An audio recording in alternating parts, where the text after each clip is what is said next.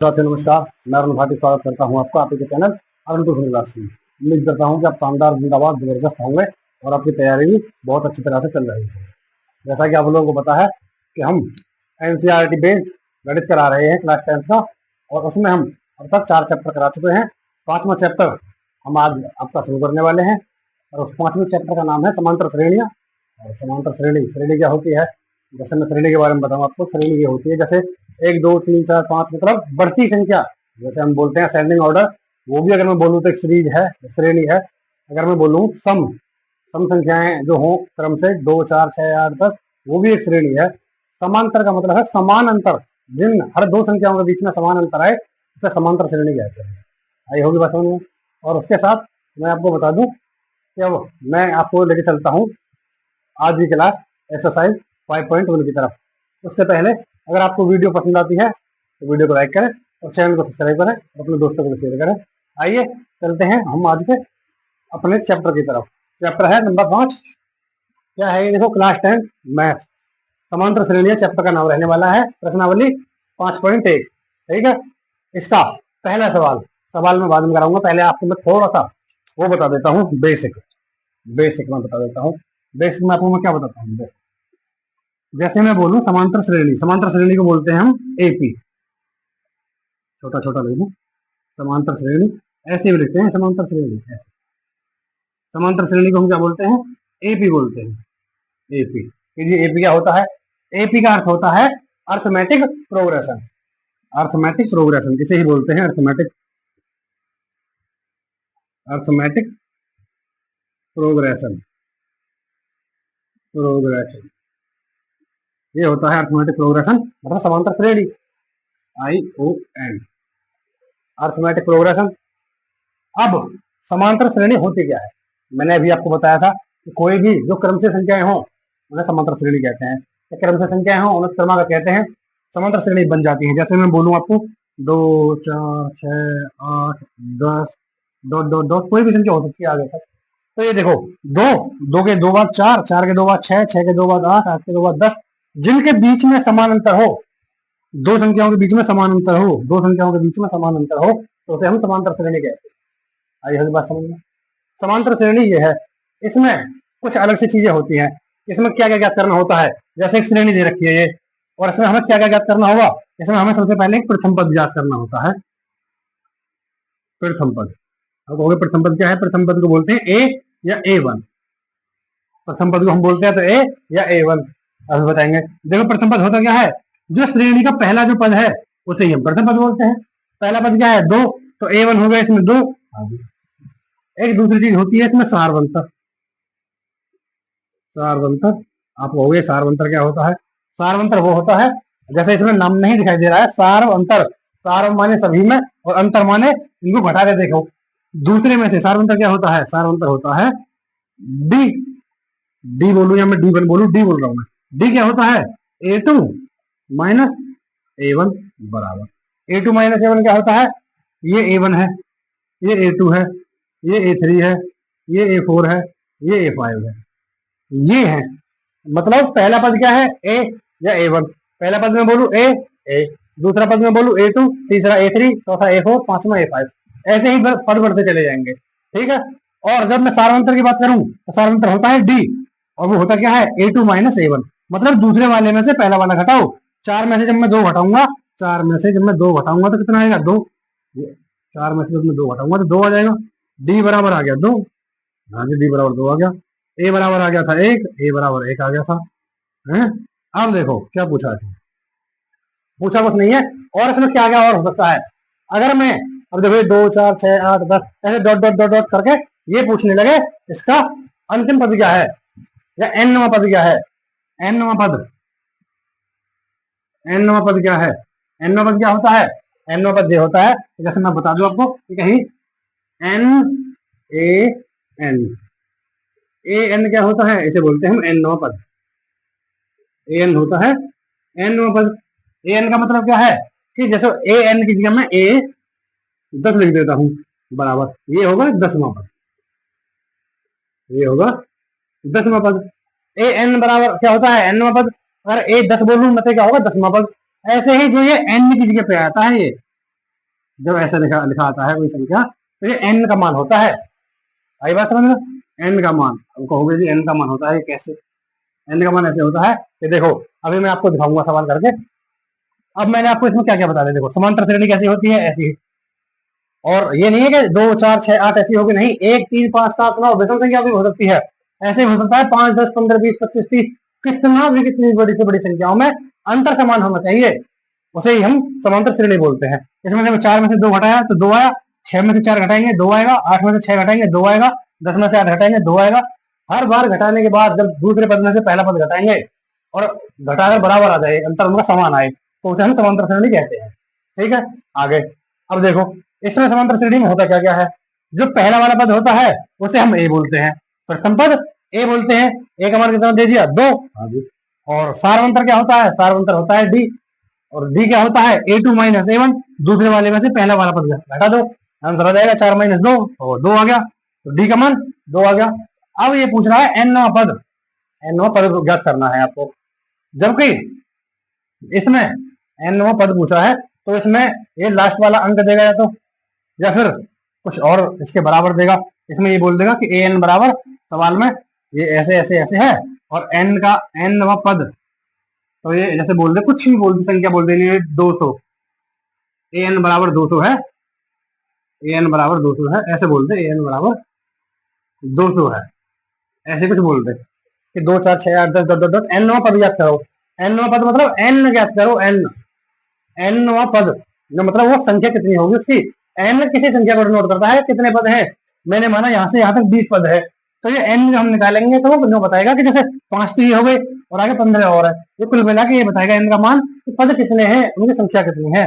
तो एन पद, तो एन पद मतलब पदों की संख्या कितनी है। एन क्या होता है, एन होता है कि जो ये मैं पद करता जाऊंगा, तो बी, अगर मैं कह दूं एन का मान 20 है, तो 20वां पद क्या हुआ, वो होता है एन, एन पद, ए एन, वो होता है एन। और देखो, ये बात समझ में आई होगी कि ए क्या होता है, प्रथम पद, डी क्या होता है, दूसरे पद में से पहला पद घटाने पर निकालने से। ए बराबर 1, डी बराबर 2।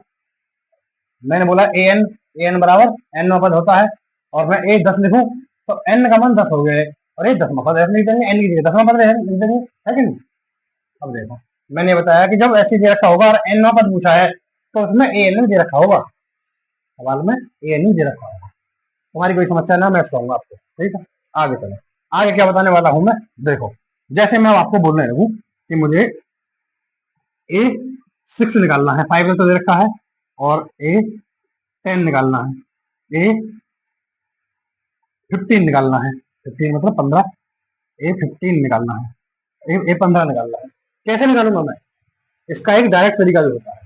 डायरेक्ट तरीका क्या होता है कि ए 6 है तो मैं इसे क्या लिख दूंगा, ए प्लस 5d, ये इसका डायरेक्ट फॉर्मूला बन जाएगा। ए 6 मुझे निकालनी है तो ए प्लस 5d, आपको ए का मान पता होना चाहिए और डी का मान पता होना चाहिए, तो ए 6 का मान निकाल लो, क्योंकि इसमें 5 से गुणा कर दो डी में, ए प्लस 5d, तो ए 6 का मान हो जाएगा। अगर ए 10 का निकालू मैं, तो ए प्लस, एक कम करो 9d, ए प्लस 9d हो जाएगा ना, ए प्लस 9d हो जाएगा, हो गया ए भी, ए प्लस 9d। अगर मैं ए 15 का मान निकालू, तो ए प्लस 9 में 15 में से कम करो 14d, ऐसे एक एक कम करके और ये मान निकल आते हैं ऐसे। अब देखो, मैं इसका बोलूं ए 10 का मान कितना होगा, तो ए 10 का मान ए प्लस 9d होगा, होगा ना, होगा। अब होगा, ऐसे कैसे हो जाएगा, देखो, ए एन का फॉर्मूला होता है, ए एन का formula A plus N minus 1 into D, ये फॉर्मूला होता है। ए एन, ए का मान, ए का ए, एन का मान कितना है 10, 10 में निकाल रहा हूं मैं, एन की जगह 10 है तो ए का ए, एन का मान 10 है, 10 माइनस 1 डी का डी। देखो, ए का ए, 10 में से 1 गया तो 9, और डी गुणा करूंगा तो डी, ए प्लस 9d आ गया ना, ए प्लस 9d आ गया। मैंने भी ध्यान डायरेक्ट ये बताया था कि ए 10 बराबर ए प्लस 9d होता है, जहां एन का मान, ए के साथ में एन का मान जितना भी दे रखा है, मैंने माना ए एन, या फिर ए 50 दे रखा है कहीं, ए 50, तो इसका मान क्या होगा, ए प्लस 49 डी हो गया, ऐसे होता है।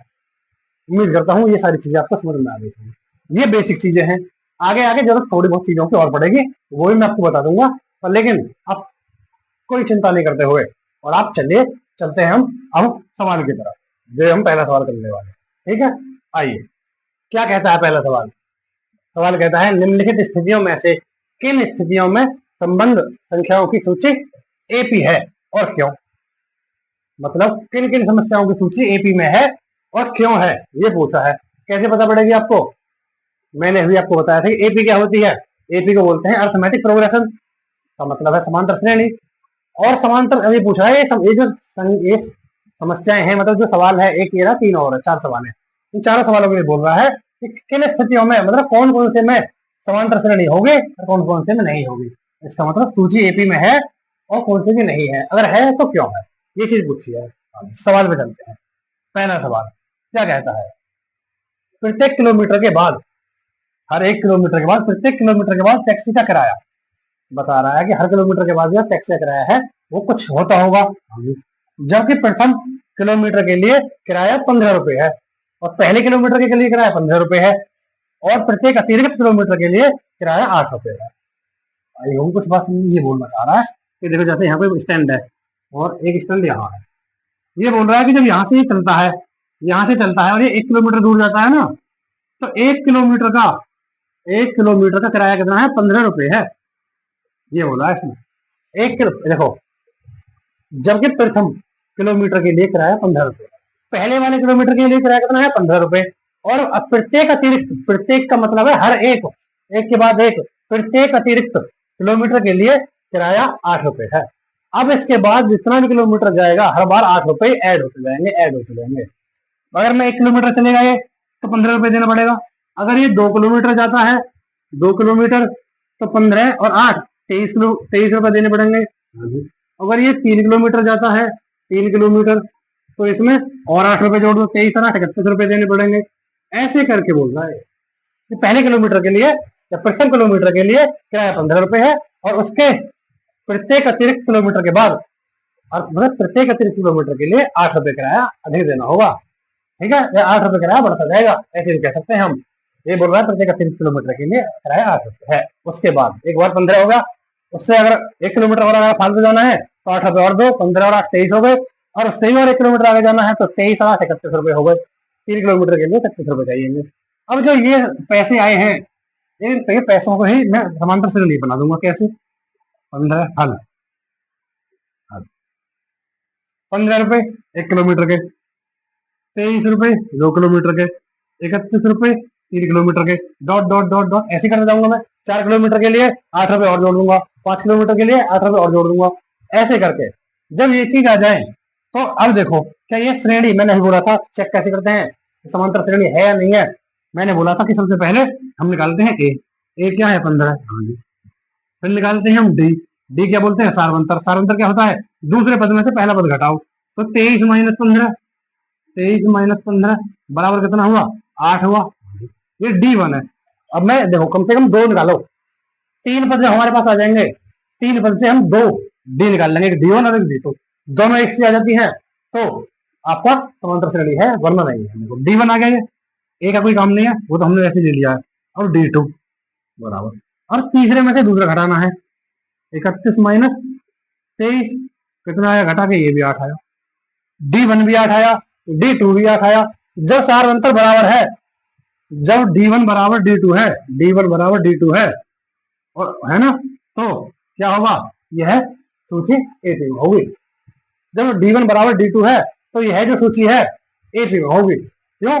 क्योंकि पहले किलोमीटर का किराया फिक्स है, उसके बाद हर बार 8 रुपए जुड़ते हैं। ऐसा थोड़ी पहली बार 8 जुड़ रहे हैं, दूसरी बार ज्यादा जुड़ रहे हैं, नहीं, तो हर बार 8 जुड़ेंगे तो जो उनका अंतर आएगा वो तो 8 रुपए आएगा ना हर किलोमीटर का। हाँ जी, इसलिए D1 बराबर D2 है। अतः अतः यह सूची एपी में है, एपी में है, यही याद। उम्मीद करता हूँ बात समझ में आ गई। ठीक है, यही सारी चीजें हैं, आपको बात समझ में आ गई होगी। अगर D1 बराबर D2 नहीं बैठता तो मैं इसे काट देता कि D1 बराबर D2 नहीं है और अतः यह सूची एपी में नहीं है। ठीक है, हाँ तो चलिए। अब इसने बोला था कि यही बताओ कि सूची एपी में है या नहीं है, तो है तो क्यों है? इसलिए है क्योंकि D1 बराबर D2 है, सारवंतर दोनों का बराबर आया है, इसलिए है। ठीक है, चलते हैं आइए प्रश्नावली 5.1 का एक सवाल कर चुके हैं, चलते हैं दूसरे सवाल की तरफ। दूसरा सवाल क्या है? दूसरा सवाल पहले सवाल का दूसरा पॉइंट है। दूसरा पॉइंट क्या है? किसी बेलन में उपस्थित हवा की मात्रा, कोई बेलन है, बेलन क्या होता है, इसे हम बोलते हैं सिलेंडर इंग्लिश में। ये रहा सिलेंडर, ये गैस वाला सिलेंडर नहीं, वो तो गैस वाला सिलेंडर जैसा ही है, पर उसमें ऊपर स्टैंड रहता है, नीचे ऊपर पकड़ने वाला रहता है और नीचे स्टैंड रहता है। इसमें वो नहीं होंगे, खाली में से वैसे ही हो जाएगा। ये होता है सिलेंडर। क्या बोल रहा है? किसी बेलन में उपस्थित हवा की मात्रा, ये बेलन है, बेलन में उपस्थित जो हवा की मात्रा है, जबकि वायु निकालने वाला पंप, वायु निकालने वाला पंप प्रत्येक बार बेलन की शेष हवा का 1/4 भाग बाहर निकाल देता है। ये बोल रहा है कि इसमें कोई हवा भरी हुई है और उस हवा का 1/4 भाग हर बार बाहर निकाल देता है। जब हर बार बाहर निकालेगा, निकालने के बाद जब उसे घटाओगे और फिर और जो बनती जाएंगी संख्या, वो उन संख्याओं का समांतर श्रेणी है या नहीं है, कैसे मैं बताता हूँ आपको, है ना। मैं देखो, इसमें जो उपस्थित हवा है, मैं उसे 1 मान लूं, 2 मान लूं, 10 मान लूं, 20 मान लूं, कुछ भी मान लो, कोई नहीं रोक रहा आपको। लेकिन मैं आपको 1 से दिखाता हूँ, 1 से आसान पड़ेगा। 1 से माना बेलन में हवा की मात्रा, हवा की जो मात्रा है ना, टोटल कुल हवा की मात्रा बराबर 1 है। ठीक है, 1 है। ये 1 क्या होगा? 1 होगा ए, टोटल कोई भी चीज 1 है तो ए बराबर क्या होगा? 1। 1 होगा। अब देखो, अब 1 का 1/4 करो, 1/4 निकाल कर और उसे 1 में से घटा दो तो दूसरी संख्या आ जाएगी। कैसे? देखो, 1 का 1/4 करो, का माने गुणा होता है, तुमने सुना होगा बोर्ड मास में। 1 का 1/4 कितना होता है? 1 एकम 1 और 4 का 4। 1 का 1/4 1/4 ही होता है ना, ये होता है। तो अब इसे 1 में से घटा दो। कैसे करूंगा मैं? 1 माइनस 1/4, 4 एकम 4, 4 में से गया तो 3/4, और 3/4 क्या आया है? A2 आ गया 3/4, A2 आ गया 3/4। क्यों? मैंने पहली संख्या ए मैंने क्या मान लिया? 1। हाँ जी। दूसरी संख्या कैसे निकलेगी? 1 का 1/4 निकालो, 1 का 1/4 निकाला, कितना है? 1/4, और उसे 1 में से घटा दो तो बची हुई शेष संख्या आ जाएगी। बोल रहा था कि जितनी इसमें हवा है टोटल, उसके शेष हवा का 1/4 निकालता है।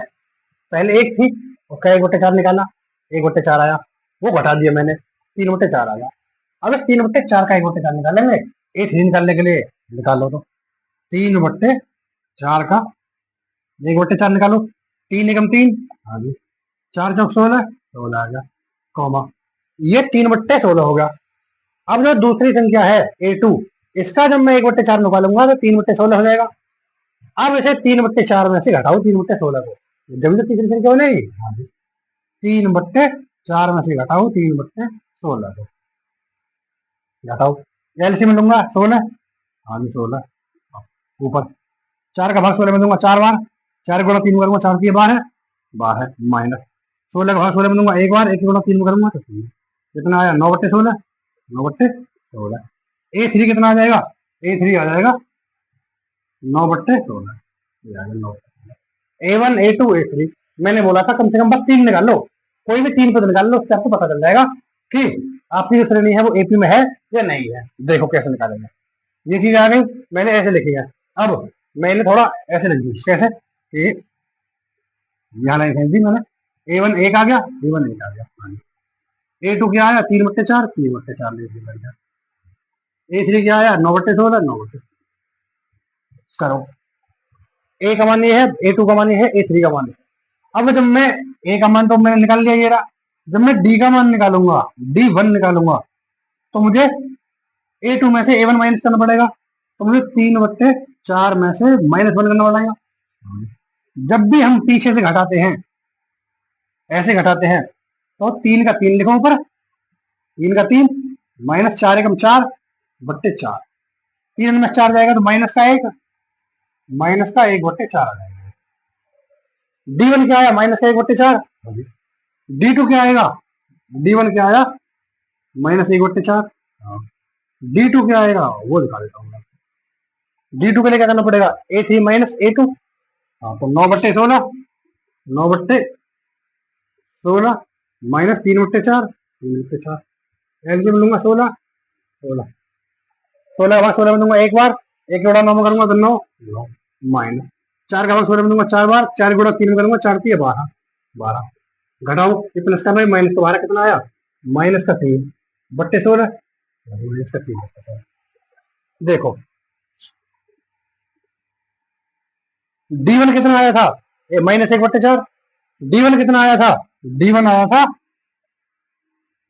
माइनस 1/4, D2 कितना आया है, D2 आया है माइनस 3/16।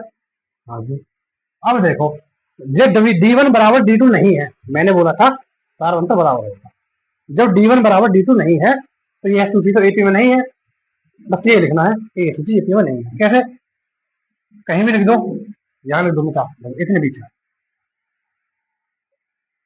D1 बराबर नहीं है D2 पे, इसलिए अतः यह एपी नहीं है। उम्मीद करता हूँ आगे होगी बात। क्या क्या है, मैंने कुछ नहीं किया। देखो ये बोल रहा था कि एक बेलन में कुछ हवा उपस्थित है,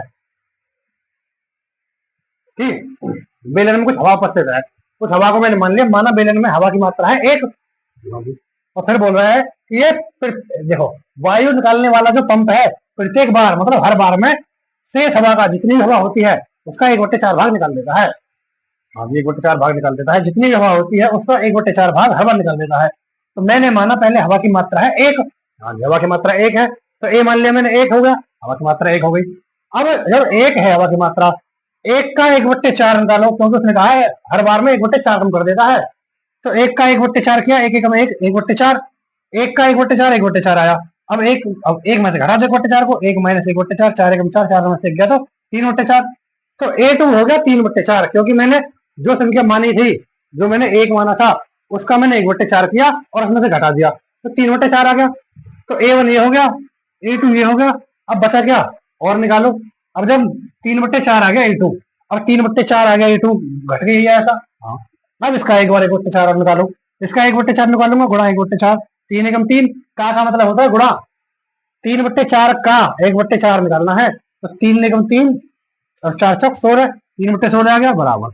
अब देखो जब 3/16 क्या आया, ये तो 3/4 का 1/4 किया है ये वाला, तो हाँ जी तो ये 3/4 में से घटाओ और जल्दी तो पता पड़ेगा कितना बचा, तो 3/4, 3/4 माइनस 3/16 घटा दिया 3/16 इसमें से बराबर 16 एलसीएम, 4 3 12, 4 में से 16 भाग देंगे 4, 4 3 12, 16 का 16 भाग देंगे एक बार, 1 गुणा 3 हम करेंगे तो 3, 16 माइनस 3 तो 12 माइनस 3 तो हो गया 9, 9/16 आ गया, तीसरी संख्या आ गई 9/16, तो मैंने A3 बना ली 9/16।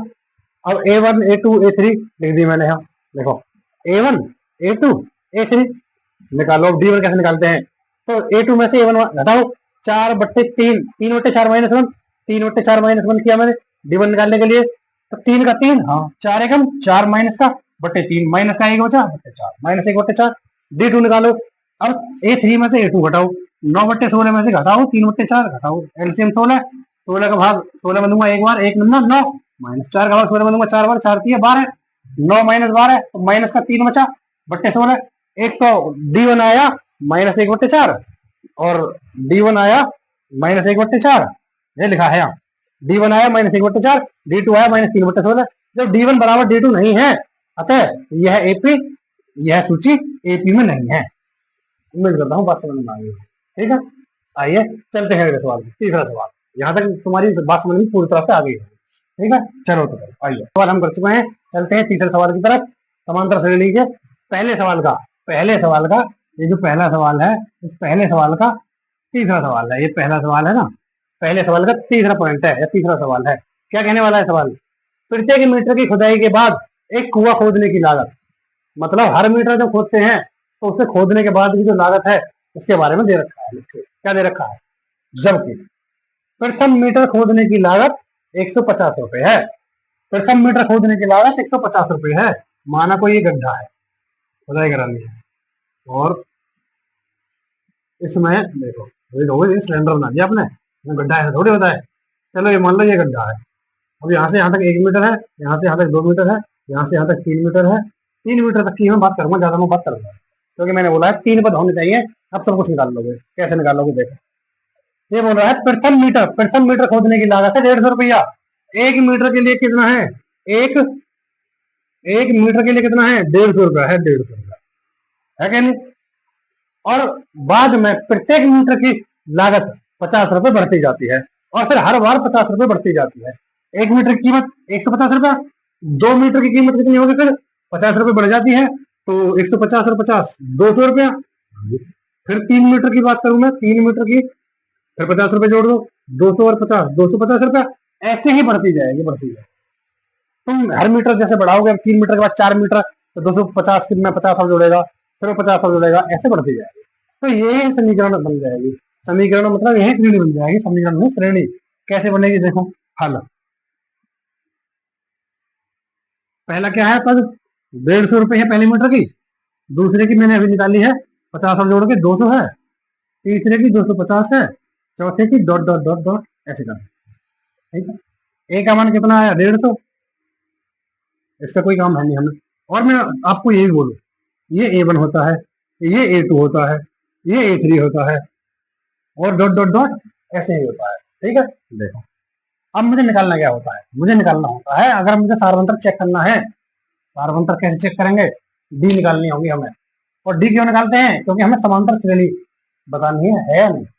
देखो तो D1 क्या होता है, D1 ये होता है A2 minus A1, A2 minus A1, तो 200 माइनस 150 कितना आया, 50 आ गया।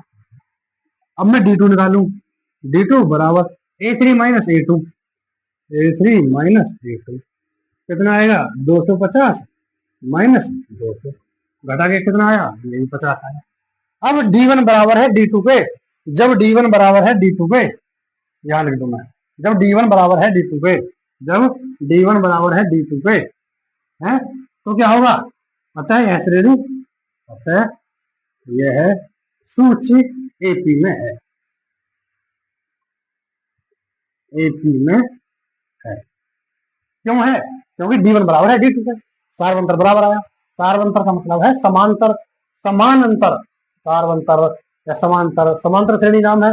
अगर इनमें समान अंतर आता है, 150 के बाद 200, फिर 250, फिर 300, 350, समान अंतर आता है, जब उनकी डी बराबर आएंगे, D1 D2 D3 बराबर आएंगे, तो वह सूची AP में होगी, या फिर वह समांतर श्रेणी होगी। उम्मीद करता हूँ बस समझ में आ गई होगी। पहले मीटर के लिए 150 रुपए थी बताई, और हर अगले मीटर के लिए 50 रुपए बढ़ती जाती थी। पहले के लिए 150, दूसरे के लिए 200, तीसरे के लिए 250। यही मैंने समीकरण श्रेणी श्रेणी लिखी। ये A1 A2 A3, A2 minus A1 करूंगा D1 निकल जाएगा, A3 माइनस A2 करूंगा D2 निकल जाएगा। अब D1 बराबर D2 है, हाँ जी है, तो फिर अतः यह सूची AP में है। आगे की बात समझ में आंसर, चलते हैं अगले सवाल पर। आइए, 3 सवाल हम कर चुके हैं, चौथा सवाल है एक्सरसाइज 5.1 के पहले सवाल का चौथा सवाल है। मैं बोलूं पहले सवाल का चौथा पॉइंट है, 3 में करा चुका हूँ। चौथा क्या है, खाते में, खाता क्या मतलब अकाउंट में, आपका अकाउंट होगा कहीं भी, SBI में, पंजाब नेशनल बैंक में, किसी में भी, HDFC ICICI किसी में तो होगा। खाते में प्रत्येक वर्ष का मिश्र धन, मिश्र धन क्या होता है, मिश्र धन में आपको बता दूं, मिश्र धन होता है, देखो यहाँ लिख देता हूँ साइड में, मिश्र धन बोल रहा है ना, तो मिश्र धन क्या होता है, मिश्र धन होता है मूलधन, मूलधन प्लस ब्याज, प्लस ब्याज।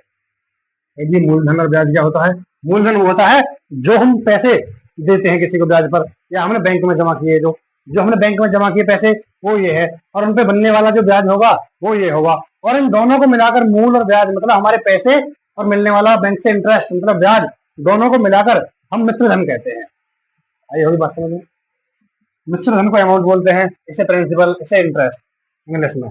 और मैं आपको बता दूं कि देखो ये है, इसमें क्या दे रखा है, चक्रवृद्धि ब्याज, एक होता है साधारण ब्याज। क्या होता है, साधारण ब्याज। साधारण ब्याज क्या होता है, साधारण ब्याज वो होता है कि जो पहले साल लगेगा उतना ही पैसा हर साल इतना ही लगेगा।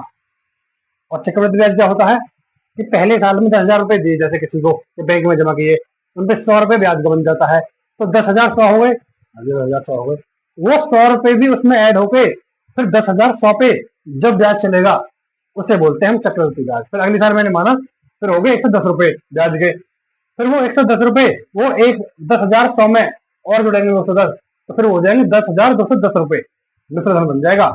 फिर अगली बार 10,210 रुपए में लगेगा ब्याज, उसे बोलते हैं हम चक्रवृद्धि ब्याज के।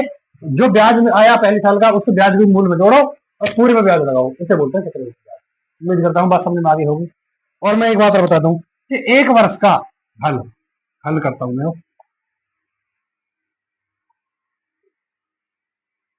एक वर्ष का वो साधारण ब्याज हो या चक्रवृद्धि ब्याज हो, एक वर्ष का जो होगा, एक वर्ष का साधारण ब्याज हो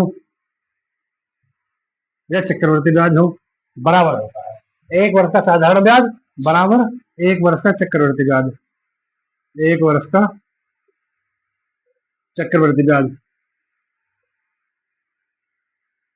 ब्याज बराबर होता है। लिख दिया ना, एक वर्ष का चक्रवृद्धि ब्याज, ब्याज और एक वर्ष का साधारण ब्याज बराबर है एक वर्ष के चक्रवृद्धि ब्याज के। तो बहुत कैसे, मैं बताता हूँ कैसे। ये देखो, साधारण ब्याज का फॉर्मूला क्या होता है, साधारण ब्याज, साधारण ब्याज बराबर क्या होता है, मूलधन गुणा दर गुणा समय, मूलधन मूलधन गुणा दर गुणा समय, समय बट्टे 100, ये होता है साधारण ब्याज। निकालो तो एक वर्ष का तो कितना आएगा, 10,000 मूलधन है, गुणा दर कितनी है 8%, गुणा समय कितना है, एक साल मान लो अभी, बट्टे 100, जीरो से जीरो काटा, जीरो से जीरो, 10 80, तो ये कितना आ गया, 800 रुपए, 800 रुपए आ गया ब्याज।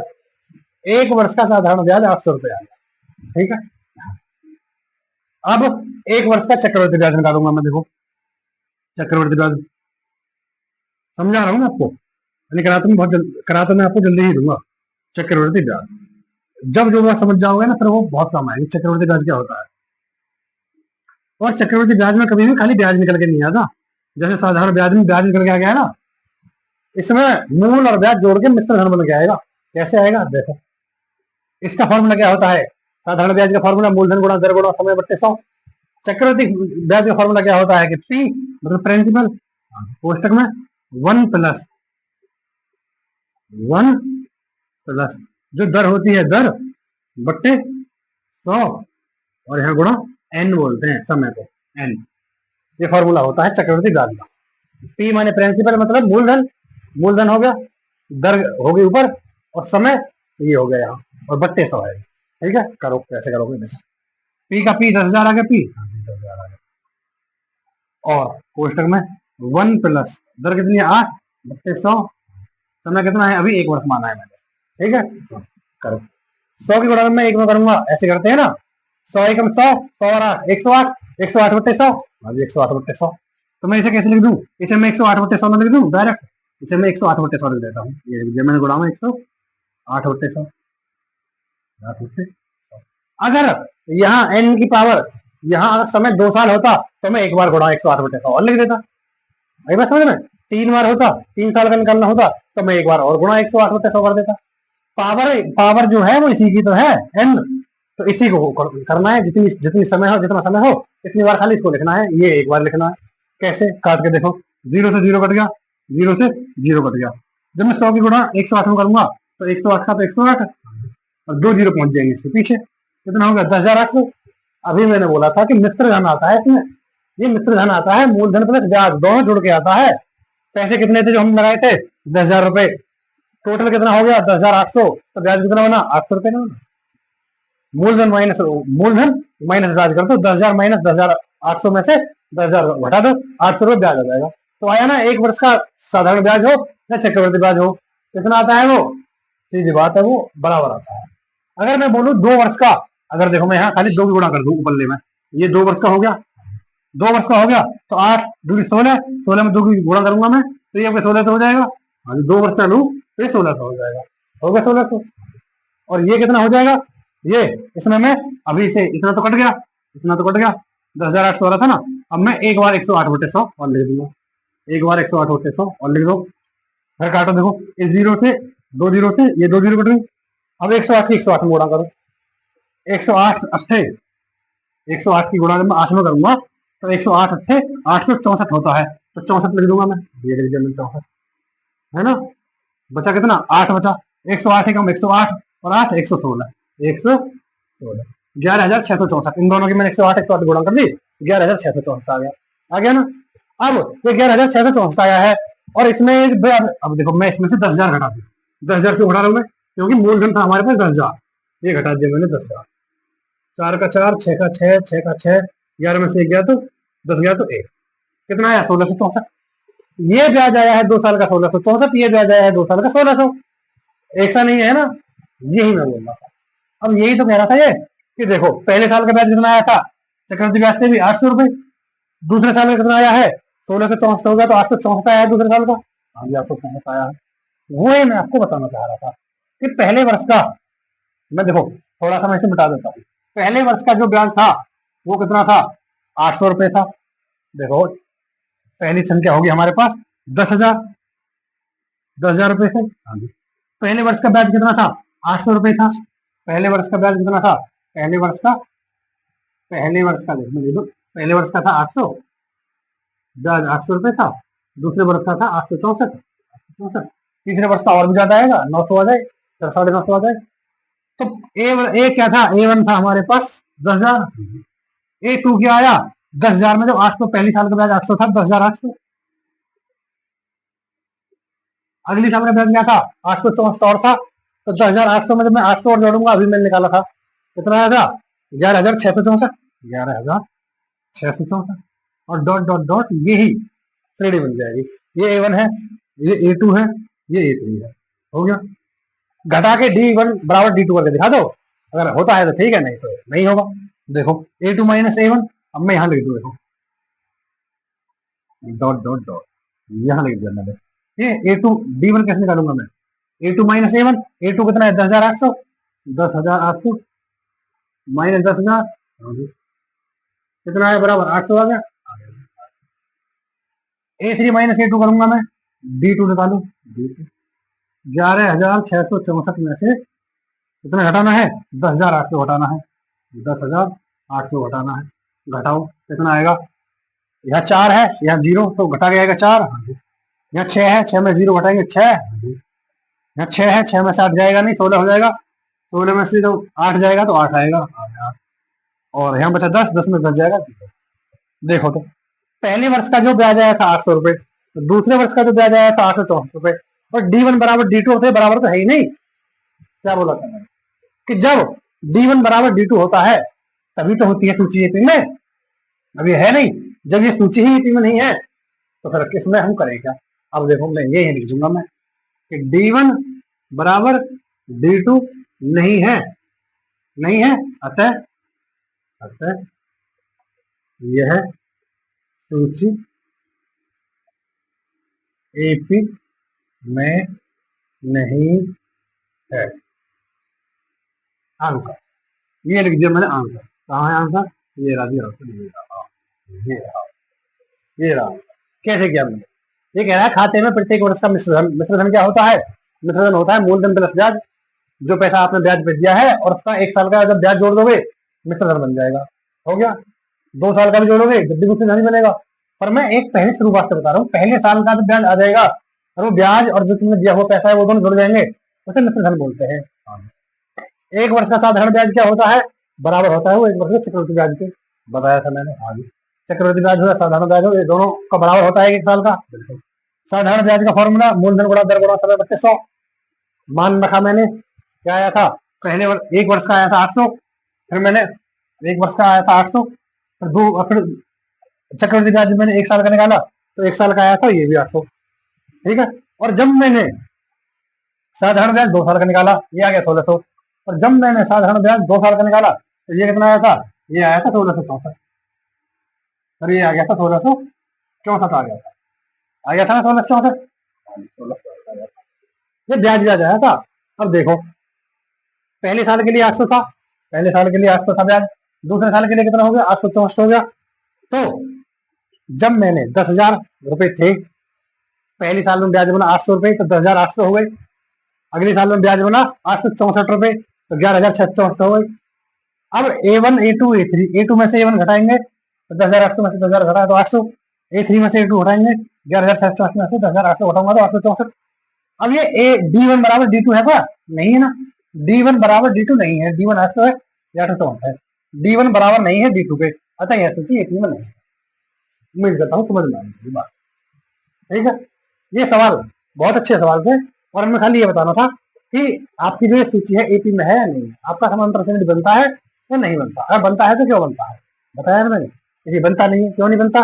क्योंकि D1 बराबर D2 नहीं है, सार अंतर समान नहीं है। जब मैं बोलूं किसी भी दो संख्याओं का अंतर समान नहीं है, इसलिए यह श्रेणी समांतर श्रेणी नहीं है। ठीक है, उम्मीद करता हूँ ये सारी बातें समझ में आ गई होंगी, सारी बात आपको समझ में आ गई होंगी। आज के लिए मैं आपको ज्यादा कुछ न करा के, आज मैं आपको यही सवाल थे, क्योंकि इनमें थोड़ा लिखना ज्यादा पड़ता है।